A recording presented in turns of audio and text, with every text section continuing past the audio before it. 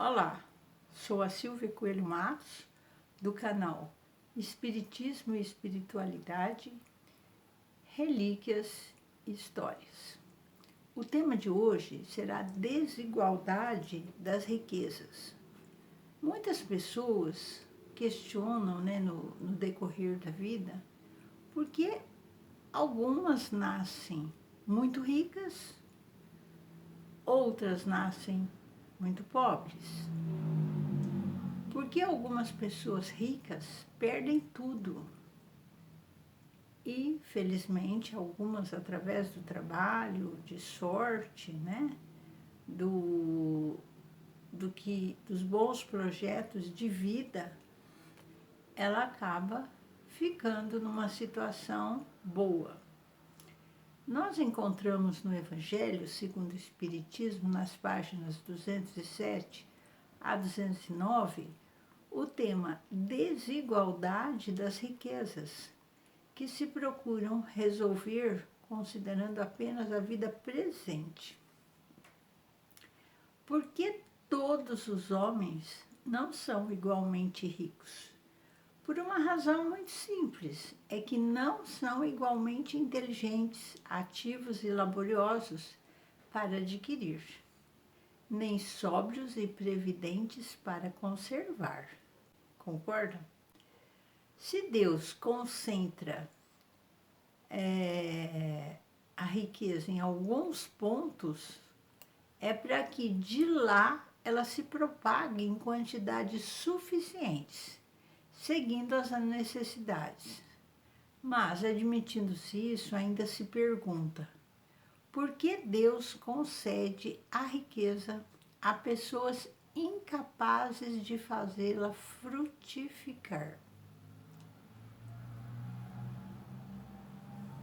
Bom, dando ao homem o livre-arbítrio, que ele aprendesse pela sua própria experiência a discernir o bem e o mal, de maneira que a prática do bem fosse o resultado de seus esforços e de sua própria vontade.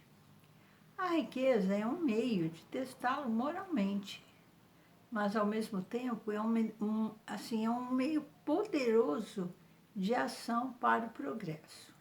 Deus não quer que você permaneça improdutivo, e é por isso que Ele a transfere incessantemente. Cada um deve possuí-la para exercitar-se em seu uso e provar a utilização que todos a possuam ao mesmo tempo. E se todos a possuíssem, ninguém trabalharia e o desenvolvimento do globo sofreria com isso. Então, aquele que hoje não a tem, a riqueza, é porque já teve no passado ou terá no futuro, numa outra existência. E aquele que agora possui, quem sabe poderá não tê-la mais amanhã. Vai depender muito como que ele vai administrar isso. Há ricos e pobres, porque Deus, sendo justo, cada qual deve trabalhar por sua vez. A pobreza é para uns a prova de paciência e de resignação. Para outros é a prova da caridade e da abnegação. Infelizmente, algumas pessoas fazem da sua fortuna paixões, cobiças, e pergunta-se se Deus é justo quando dá a riqueza a tais pessoas. Mas não somos nós que temos que julgar. É verdade que se o homem tivesse apenas uma existência, nada justificaria uma tal divisão de bens terrenos. Mas se ao invés de limitar a sua vida ao presente, considerássemos o conjunto das existências, nós veríamos que tudo se equilibra com justiça. E Allan Kardec perguntou aos espíritos superiores: por que Deus concedeu a uns e a riqueza e o poder a outros? A miséria?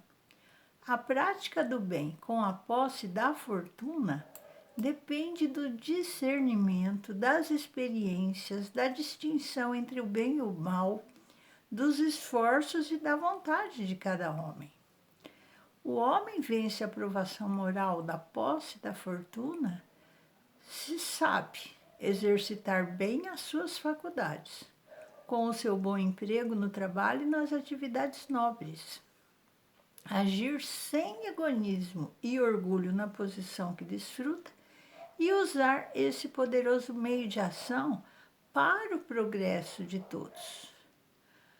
Com a lei da reencarnação e com as provas terrenas a que os espíritos estão submetidos para o seu aprimoramento intelectual e moral, nós entendemos a justiça de Deus aplicada à desigualdade na posse das riquezas materiais.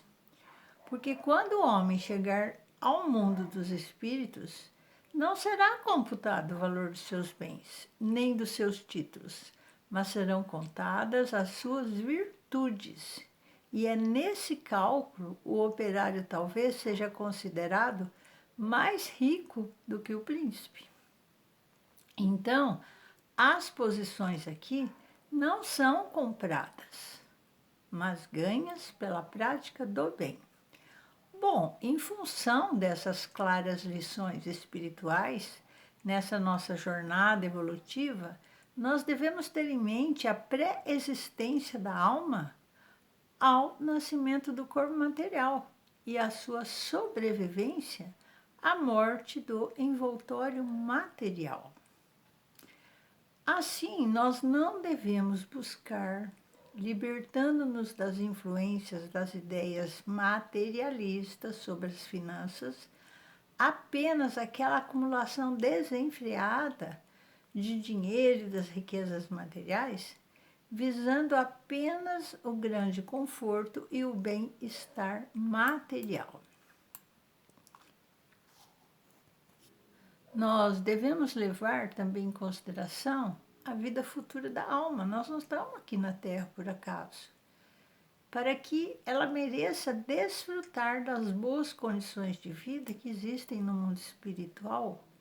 E para isso nós vamos precisar valorizar os conhecimentos úteis e elevados, a inteligência para o seu bom uso, as virtudes pela prática em todas as circunstâncias da vida. E, óbvio, conquistar as qualidades morais pelo seu exercício nas relações humanas, permitindo a difusão do bem. Em colaboração a isso, temos a oportuna indignação de um espírito protetor contida nas instruções dos espíritos do capítulo 16 do Evangelho segundo o Espiritismo. Quando considero a brevidade da vida, causa-me dolorosa impressão a vossa incessante preocupação com os bens materiais. Enquanto dedicais tão pouca importância e consagrais tão reduzido tempo ao aperfeiçoamento moral que vos será levado em conta na eternidade. Bom, o homem então comece a raciocinar que se ele detém uma grande fortuna, ele tem a missão de prevenir a miséria com os trabalhos de toda espécie e o salário que pode oferecer para o próximo, né? Fazendo com que exalte a dignidade dessas pessoas, ganhando o próprio pão e obtendo o bem-estar. O homem que acumula sua fortuna, pensando em deixá-la para os seus herdeiros sem praticar a caridade, ele comete a falta grave do egoísmo, da cupidez e da avareza. Ele não tem nada que acumular ouro sobre ouro, certo? Nesse mundo marcado pelo poder e pela força da matéria, muitos indivíduos desprovidos de recursos financeiros se revoltam contra Deus. A maioria não se lembra que, quando estavam no mundo espiritual, foram eles que escolheram a privação financeira como forma de conseguir êxito na sua encarnação. Então, tanto a prova da pobreza quanto a da riqueza são testes difíceis para nós. Enquanto a miséria pode provocar a revolta com a providência divina, a riqueza incita aos excessos de toda ordem, o culto aos valores materiais e o afastamento das promessas feitas anteriormente. Muitos pobres não acreditam ou não o querem fazer, mas a prova da riqueza é a mais difícil de ser superada com êxito do que a prova da privação. Entre os extremos da riqueza e da matéria e da miséria, a grande maioria das criaturas transitam nas reencarnações terrenas em estágios intermediários, sempre com vistas ao seu progresso espiritual. Pois é, muitos destes irmãos, eles retornaram à matéria em situações degradantes, alguns em regiões pobres e miseráveis, outros sem a capacidade intelectual que anteriormente os caracterizavam, tiveram encarnações de expiação e, quando desencarnados, foram socorridos pelos bons espíritos e voltaram para o mundo espiritual de uma forma mais consciente. Estes evoluíram e estão em franco progresso espiritual, enquanto outros sucumbiram ao desânimo e à desesperança, se revoltaram contra as leis divinas e postergaram seu progresso espiritual.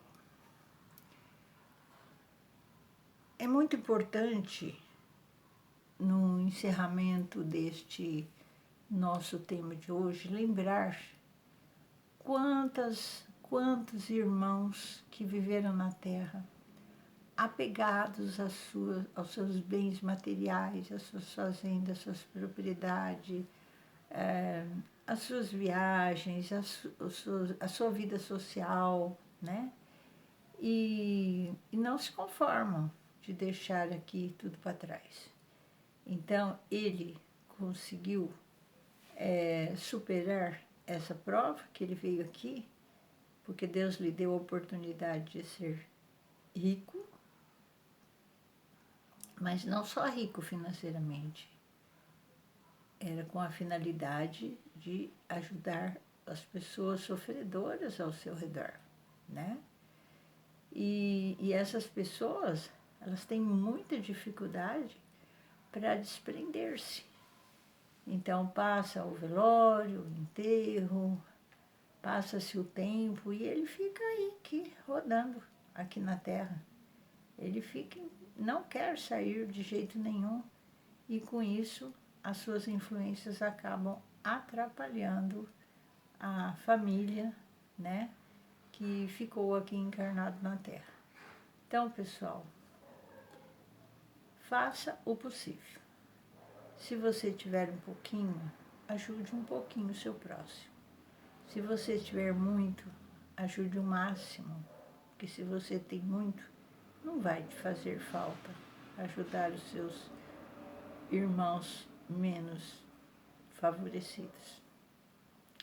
E se você for pobre dentro da sua riqueza moral e espiritual,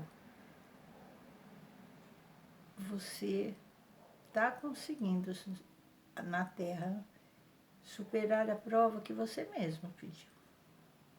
Porque se você foi pobre, porque em outras vidas você não soube administrar bem os seus bens. Que Deus o abençoe. Reflitam muito sobre o nosso tema de hoje. E até a próxima, se Deus quiser. Não esqueça de curtir, fazer a sua inscrição e compartilhar com os seus amigos. Um beijo no seu coração. Até mais.